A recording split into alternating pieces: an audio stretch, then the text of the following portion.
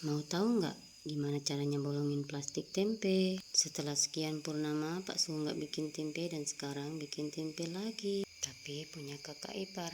Iya, punya kakak ipar. Karena kita udah beralih ke pertanian. Ini tuh sebenarnya video lama. Karena waktu itu pas bikin video lagi nggak sehat, jadi aku berada di balik layar. Dan nggak bantu-bantu karena batuk kering tak kunjung sembuh. Tahu sendirilah ya kalau lagi batuk kering rasanya, ya ampun. Kembali lagi di cerita awal. Ini tuh proses bikin tempe di rumah kakak ipar. Karena kakak ipar ada keperluan di luar rumah. Jadi Pak Su dapat tugas diminta tolong bikinin tempe di rumahnya. Dan ini tuh proses pemecahan kacangnya. Nah, di bagian pemecahan kacang, airnya tuh nggak boleh berhenti. Kalau airnya berhenti, kacangnya bisa hancur. Dan di sini suara mesinnya sangat amat merdu ya.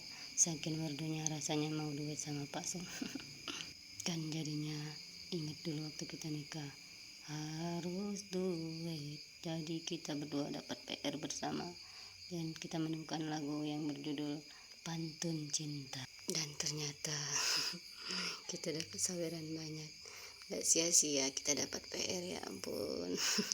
Kita lanjut ya. Nah, ini tuh setelah proses pemecahan kacang tadi, dilanjut dengan apa? Menyuci kacangnya dengan bersih berulang-ulang kali. Selain menyuci dengan bersih, ini juga dipisahin antara ampas dan kacangnya. Karena saat pengukusan nanti dipisah. Kenapa harus dipisah antara gembus kacang dan ampas?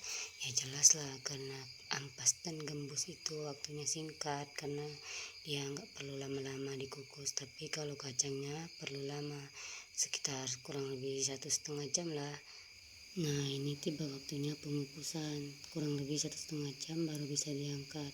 Karena dandangnya cuma satu, harus daftar antrian antara kacang, ampas, dan gembus. Nah, ini setelah semuanya diangkat, kita tinggal menunggu waktunya dingin.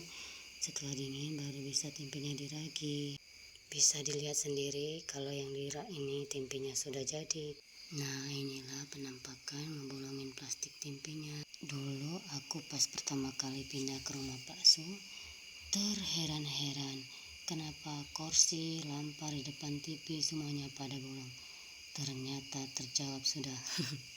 Inilah karenanya dipakein buat ngebolongin plastik tempe. Plastik tempe ya memang harus dibolongin karena tempe nggak boleh berkeringat. Kalau berkeringat nggak jadi, sama dengan gagal, makanya harus dibolongin. Nah, bisa dilihat sendiri ya, ini Pak Su lagi naburin bubuk-bubuk cinta. Itu lagi tempe ya. Ini bisa dilihat sendiri antara kacang, gembus, dan ampas dijadiin satu sama Pak Su.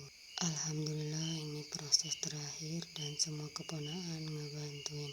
Ini mbok ngelas tempe-tempe yang udah dibungkus. Sekian dan terima kasih.